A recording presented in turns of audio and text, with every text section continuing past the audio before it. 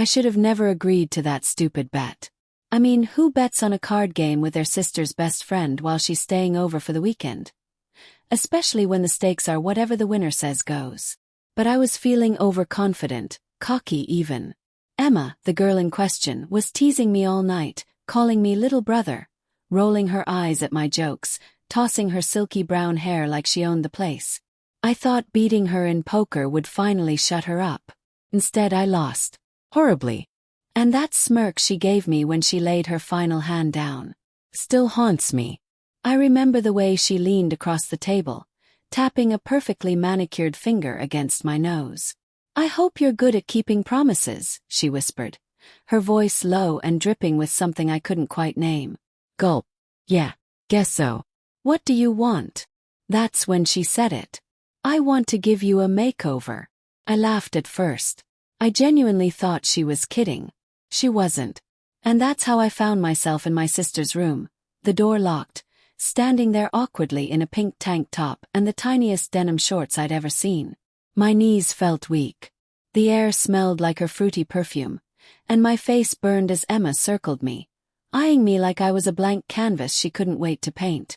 "You've got good legs," she said thoughtfully, pulling open the drawer to grab more things. "It's a shame you hide them in baggy jeans all the time." I don't think this is a good idea," I muttered, tugging down on the hem of the shorts uselessly. But she just giggled. "Oh no, sweetie," she said, turning toward me with a makeup brush in one hand and a wicked little smile. "You lost the bet. Now be a good girl and sit." My heart was pounding. My breath caught in my throat. It was just a joke, right? Just a harmless makeover. But as I sat down at my sister's vanity, surrounded by pink lip glosses and glittery eyeshadow palettes, something deep inside me whispered, this wasn't just a game anymore. I wish I could say that was the end of it, that I laughed, changed back, and we moved on. But the truth is, something shifted inside me that night. Emma was humming softly as she brushed blush across my cheeks, her touch light and practiced. She wasn't mocking me, not exactly. It was more like she was studying me, enjoying it. And as much as I told myself I hated this, my body betrayed me. My breathing slowed. My shoulders relaxed. I didn't want to move. My eyes met hers in the mirror. "You're really going all in on this," I said quietly, hoping my voice wouldn't crack. Her lips curled. "Of course I am. You agreed to it. But don't you think it's a little weird?" Yes. She tilted her head, then leaned in to apply mascara. "Only if you make it weird. I think you're secretly having fun." That made my stomach twist. 'Cause, God help me, I was. I turned away from the mirror, cheeks flushed not just from blush. "Emma, can I tell you something?" I asked, my voice barely more than a whisper. She paused, the mascara wand still in her hand. "Of course. What's up?" I hesitated, fingers fidgeting with the hem of the tank top. "This isn't the first time I've dressed like this." I said it. My heart was hammering. I was bracing for her laughter, her judgment, maybe even disgust. But Emma didn't laugh. She didn't move at all. "How many times?" she asked softly. "Not many," I said quickly. "Just when no one was home. I'd sneak into my sister's room, try on something, skirt, sometimes a bra, just to see how it felt." Her eyes were locked on mine. "And how did it feel?" "Safe," I breathed, surprised by my own answer. I know that sounds crazy, but when I put those things on, it felt like I wasn't pretending. I was actually closer to who I wanted to be. There was a long silence. I felt exposed, raw, like I had peeled back something I'd buried for years and handed it to her in the palm of my shaking hand. Then she smiled, gently this time. "You're not crazy," she said. "You're brave." My chest tightened. "You think so?" "Of course," she said. "Most guys spend their whole lives pretending to be something they're not. But you've already started peeling off the layers." I didn't expect the tears, but they came anyway. Quiet, hot, embarrassed. I turned away, wiping my face. She reached out and touched my hand. "Hey, Don't hide from me. I'm scared, Emma, I admitted. I've never told anyone. Not even my sister. I thought if people found out, they'd think I was broken. You're not broken, she said firmly. You're just discovering who you really are. And that's beautiful. A long breath escaped me, like I'd been holding it in for years. I looked at myself in the mirror again. Flushed cheeks, painted lips, fluttering lashes. For the first time I didn't flinch. What does this mean? I asked her, almost childlike. About me. It means you're starting to bloom, she said. And I want to see where this goes. Hope flickered in my chest like a candle. You mean, you're okay with this? Emma squeezed my hand. Not just okay. I want this. I want to help you become whoever you've always wanted to be. And in that moment, I realized something that scared me even more than being caught. I wanted that too. More than anything. Emma didn't hesitate. She took my hand and smiled with this soft, encouraging glow in her eyes, like she saw something in me that I had never allowed myself to see. Let's go all the way, she whispered. Let me show you what you've been missing.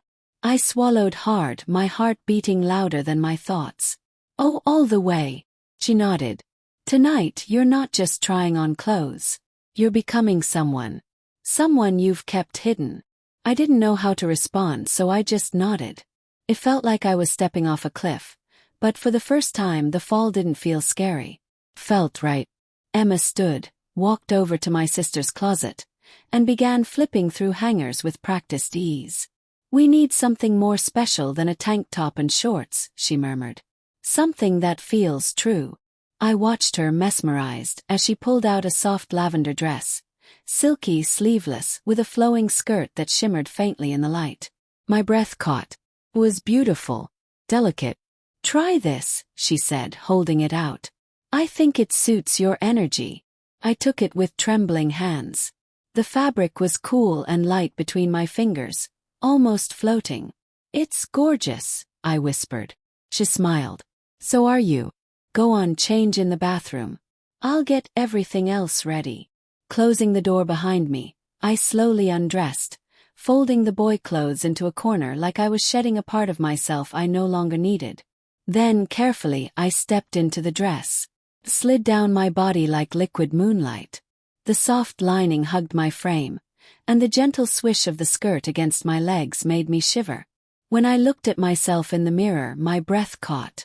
I didn't look like the boy who lost a bet anymore. I looked like her. The version of me I'd only dared to imagine. Softer. Freer. When I opened the door, Emma gasped softly. Oh my God, she said, stepping forward. You're stunning. My cheeks flushed. I don't know how to stand, or walk, or anything. She grinned. Don't worry. I'll teach you. She guided me back to the vanity and gently eased me into the chair. Let's do this properly, she said. Head up, eyes on me. I obeyed without thinking. She started with foundation, the soft brush dusting over my cheeks and forehead in delicate strokes. The sensation was tender, like being painted into someone new. I want you to feel this, she whispered. Not just on your skin but inside. Every brushstroke is permission to be yourself. She worked slowly, layering warmth into my cheeks, highlighting the softness of my features. When she applied the eyeliner, her fingers rested lightly on my chin. Don't blink, she said gently. Trust me. I did. And when she finally handed me the mirror, I barely recognized the person staring back. Big, doe-like eyes rimmed in smoky lavender. Glossed lips in a soft pink pout. My cheeks, flushed, feminine, glowing. The lavender dress framed my shoulders and dipped just enough to make me feel exposed, but elegant. Is that really me? I whispered. Emma came around beside me, resting her chin on my shoulder. It's who you've always been, she said. You just needed someone to see her. Tears blurred my vision, but I smiled through them. I feel beautiful. She beamed. You are beautiful. And you don't have to pretend anymore. Something inside me cracked. No, unfolded. Like a flower pressing toward sunlight for the first time. I stood slowly, feeling the hem of the dress brush against my thighs, the soft tug of the waist cinching me inward. Everything about this felt strange. But right. So right. Let's try something, Emma said, walking to the closet again. She returned with a pair of nude heels. They're not too high, just enough to give you that sway. I've never worn heels, I murmured. You'll learn. You already carry yourself like a girl who wants to be admired. My face flushed, but I sat down obediently. She slipped the heels onto my feet, her hands surprisingly gentle. As I stood, I wobbled, then caught myself. Take a step, she encouraged. I did. Carefully. Slowly. The click of the heel on the floor sent a shiver down my spine. Each step felt like shedding another layer of fear. The way the dress moved around me, the way the heels made my hips sway slightly. It was like watching myself become someone new in real time. Well, not new. Someone I had always been, hidden in silence. You're glowing, Emma said, her eyes locked on mine. I laughed softly, nervously. I feel exposed. You're allowed to be, she whispered. You're allowed to take up space like this. To feel pretty. To be pretty. I didn't know how to respond. So I just stood there, tall, wobbly, feminine, letting the moment hold me. And then she did something that took my breath away. She reached up and pinned a small silver hair clip into my bangs, one with a little heart dangling from it. There, she said. Now you look complete. I blinked fast, suddenly emotional again. Emma. Yes. Why are you doing all this for me? Her expression softened. Because you deserve it. Because no one ever gave you permission to feel this way. And because watching you become her is the most beautiful thing I've ever seen. I didn't say anything. I just let the warmth wash over me. 'Cause deep down, I believed her. And I never wanted this feeling to end. Emma's energy had changed. Not in a bad way, but there was something different in her eyes now. Quiet confidence. Certain control. Started subtly. Stand straighter, she said, circling me like a sculptor inspecting her latest work. Tilt your chin up, yes, like that. See. So much more graceful. I obeyed, my chest fluttering from the attention. I didn't even question her anymore. She guided me toward the full-length mirror and stood behind me, placing her hands lightly on my shoulders. You have no idea how naturally you take to this, she whispered into my ear. It's like you were meant to be this girl. Her words were intoxicating, and I wanted more of them. Let's give her a name, she said suddenly, stepping to the side. Your other self. The one who wears this dress, these heels. Who is she? I blinked. I never thought about that. Emma smiled and tapped her chin, then said, How about Lila? I rolled the name around in my head. Felt soft, delicate, girlish. Lila, I whispered. She clapped softly. Perfect. You look like a Lila. From that moment on, she stopped calling me by my real name. It was Lila now. Every instruction, every compliment, every teasing giggle. Lila was the girl she saw, and the girl I was slowly surrendering to. Lila, hold your wrists like this. Lila, keep your knees together when you sit. Lila, no slouching. Pretty girls don't slouch. Each command she gave was gentle but firm, like I had no say. And the strange part, I didn't want one. I wanted to be led. Molded. The feeling was warm at first, like floating. But something inside me started to tangle. It was later that night, when I was perched on the edge of my sister's bed, still in that lavender dress, my makeup slightly smudged, the heels pinching my toes, but I didn't want to take them off. Emma was brushing my hair, slow, methodical strokes, and humming a soft tune. Her presence calmed me, but underneath that calm, a knot was forming. Do you ever think about what this means? I asked, voice trembling. What if someone finds out? Emma didn't pause. They won't. But my sister, what if she comes home early? She won't. I turned to face her. And if she does, what will you say? That I'm your little project? She narrowed her eyes slightly. No. I'll say you're mine. My heart skipped. Yours. Echoed. He smirked. Of course. You didn't think this was just a game, did you? You gave yourself to me, Lila. From the moment you let me do your makeup. From the moment you told me your secret. I opened my mouth to argue, but nothing came out. 'Cause she was right. I had let her in. I had let her take control. And I liked it. But there was still that flicker of confusion, of fear. I wasn't just a boy in a dress anymore. I was becoming someone else. And I didn't know where that line was anymore. Emma, I whispered. I don't know who I am when I'm with you. She leaned down, her breath brushing my cheek. You're Lila, my pretty obedient girl. And you love it. My knees felt weak. I nodded slowly, swallowing my fear. Then she stood and walked to the closet again. I want to see you in something tighter, she said casually. Let's push your boundaries. My pulse quickened. What do you mean? She turned, holding a sleek black satin mini dress that shimmered like wet ink. It was short, very short, with thin straps and a deep neckline. I mean, she said, walking over, let's see how far Lila is willing to go. I hesitated, but took it from her hands. The fabric was cool and sinful in my palms. Go ahead, she said, sitting down and crossing her legs. Show me. I turned, stepping into the bathroom once more, and slipped out of the lavender dress. My body was trembling as I pulled the new dress over my hips. It hugged everything. My waist, my thighs. It made me feel like I wasn't hiding anything anymore. When I stepped back out, Emma's eyes widened. Look at you, she breathed. Absolutely irresistible. I stood there, frozen, not knowing what to do with my arms or legs or expression. Pose, she said. One hand on your hip. Like this. I mimicked her. She tilted her head. Better. Still shy, though. I don't know how to be sexy, I admitted. You'll learn, she said. You'll learn everything I teach you. Because you want to please me, don't you, Lila? My cheeks flamed. Why, yes. Say it. I want to please you. Her smile was victorious. Good girl. And that was the moment the balance tipped completely. She wasn't just helping me anymore. She was owning me. And deep down, some part of me craved it. Even as the fear bubbled. What was happening to me? Why did I feel so alive under her control, yet scared of who I was becoming? I sat down slowly, knees pressed together just like she'd taught me.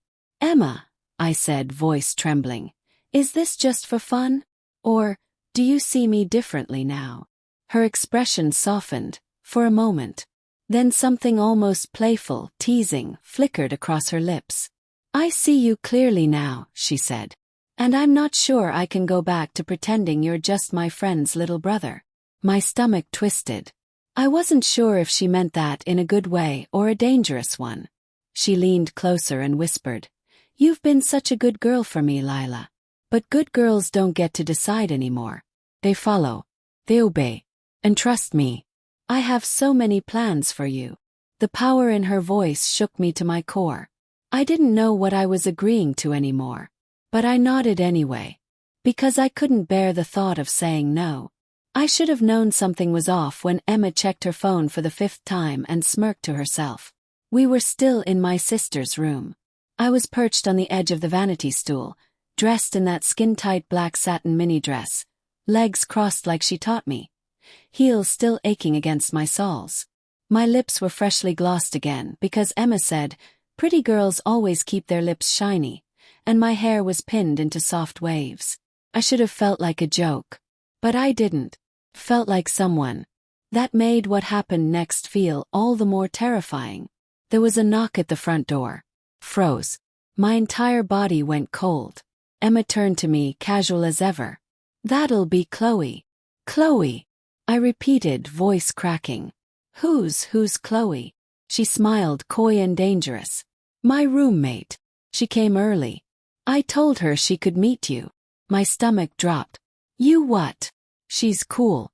And very open-minded, Emma said, standing and smoothing her blouse like this was all perfectly normal. You'll love her. I can't, I stammered, standing up too fast and nearly stumbling in my heels. I can't let someone see me like this. Emma stepped closer, her eyes sharp. Lila, breathe. You look amazing. I'm not ready. This was just between us. Her voice softened but her tone stayed firm. No, this was never just between us. This is you. And it's time you stop hiding. Before I could argue, the front door opened. I heard cheerful voices, my sister's voice. And a second one. My sister.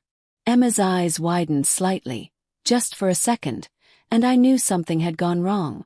She bolted out of the room, but I was frozen in place, paralyzed by terror and confusion.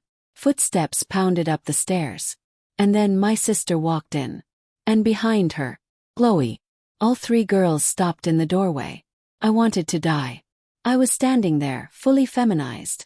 Lip gloss, lashes, the dress clinging to me like a second skin, my legs smooth and exposed, my nails painted a soft pink.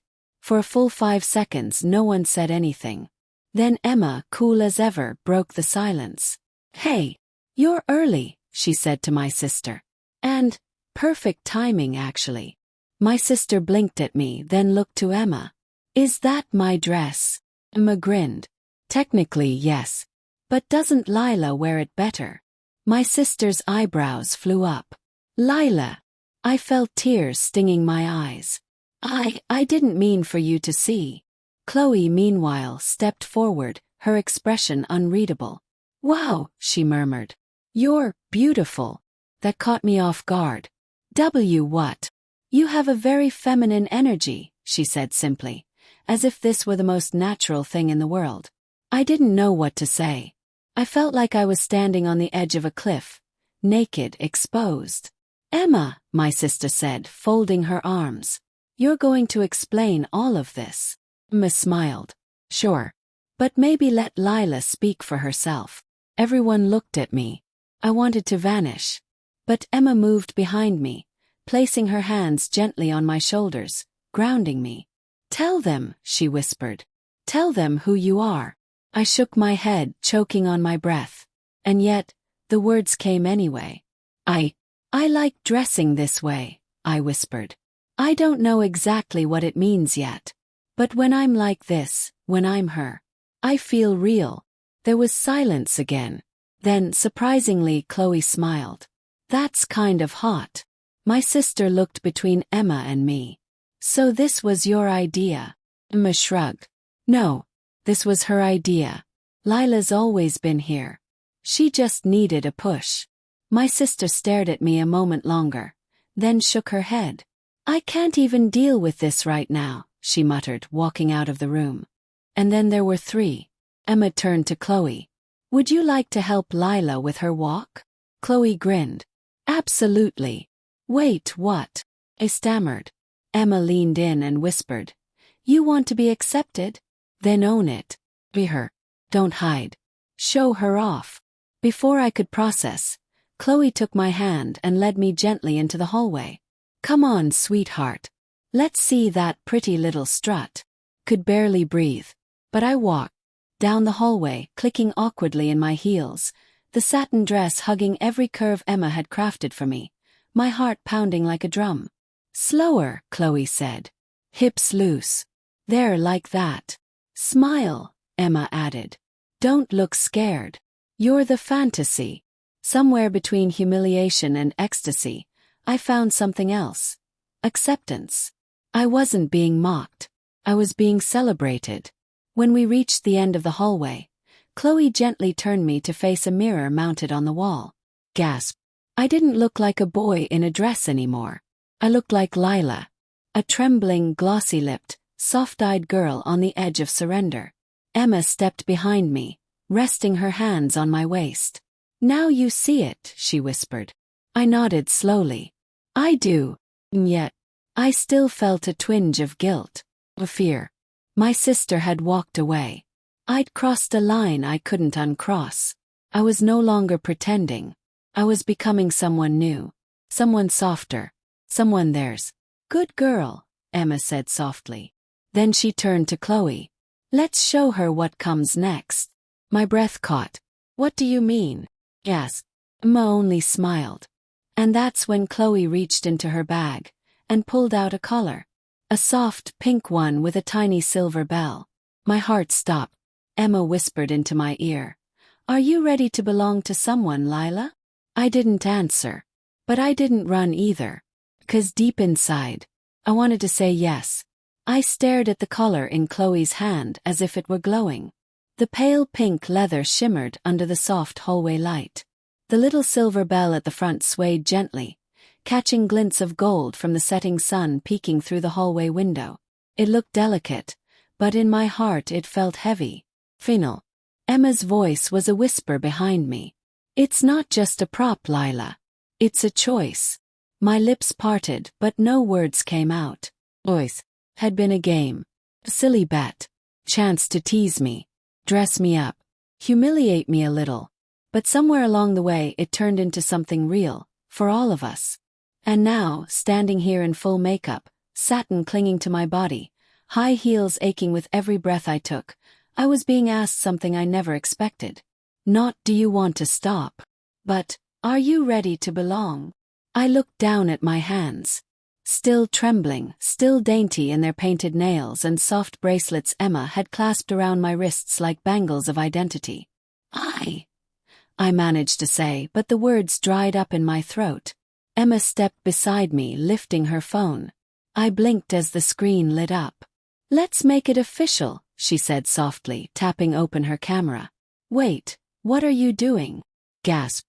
Chloe grinned, kneeling down. "This collar comes with responsibility, Lila. And a little proof." I backed away instinctively, my heels clicking loudly against the hardwood. You can't record this." Emma didn't chase me. She simply smiled. "It's just for us, Lila. For when you forget who you are. For when you need a reminder of what you chose to become." Stop. My breath was shaky, shallow. My reflection still stared at me from the hallway mirror, wide-eyed, vulnerable, blushing. And I saw it, her. Layla. Not a costume. Not a fantasy. Me. Chloe stood, still holding the collar gently between her fingers like she was offering a precious secret. "You don't have to wear it. But if you don't, well, Emma might have to find another girl to take your place." The thought made my heart sting. Emma gave me a teasing look. "I mean, there are plenty of boys who would beg to be in your shoes." Literally. I swallowed hard. Why did that make my stomach twist with something that felt like jealousy? "I don't want anyone else to take my place," I whispered. Emma stepped forward, brushing a strand of hair behind my ear. "Then prove it. Put it on. Let go." I looked down at the collar once more. It wasn't just an accessory. It was a promise. Surrender. And yet, part of me ached to feel it fastened around my neck. To hear the soft jingle every time I moved. To see the way Emma would smile at me, not with mockery but with ownership. The way Chloe's eyes flickered with curiosity and mischief and something more.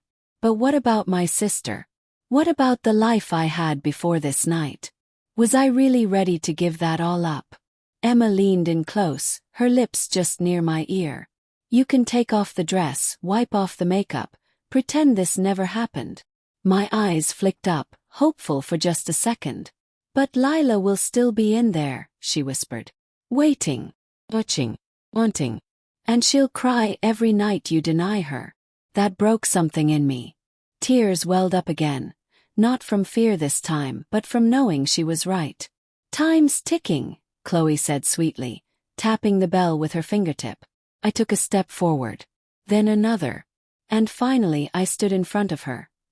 Trembling, still silent, and nodded. Chloe's grin widened as she gently lifted the collar. Emma hit record. The soft click of the buckle behind my neck echoed like a secret being sealed. The bell jingled, and for the first time in my life, felt claimed. I gasped, not from fear, but from the strange, overwhelming peace that washed over me. I wasn't floating anymore. I was grounded. Loved. Emma lowered the phone slowly. "Lila," she murmured, running a finger down the side of my cheek. "You have no idea what happens next, do you?" I shook my head. She smiled wider. "Good." Chloe giggled behind her. She's gonna find out soon enough. And just then, my phone buzzed from the pile of discarded clothes near the bathroom door. Emma walked over, picked it up, and glanced at the screen. "Oh, look who's texting," she said with a teasing little gasp. My eyes widened. "Who?" She turned the screen around. It was my sister. Emma raised a single eyebrow. "She's asking if you're okay." My breath caught. What do I say? Emma handed me the phone slowly, her eyes dancing with quiet power. "That depends, Lila." She leaned in close, her voice like velvet. "Do you want her to know? Or do you want her to see for herself?" I looked down at the glowing screen. My thumb hovered above the keyboard. My heart was pounding louder than the bell around my neck. And in that breathless, terrifying moment of choice, the screen went black.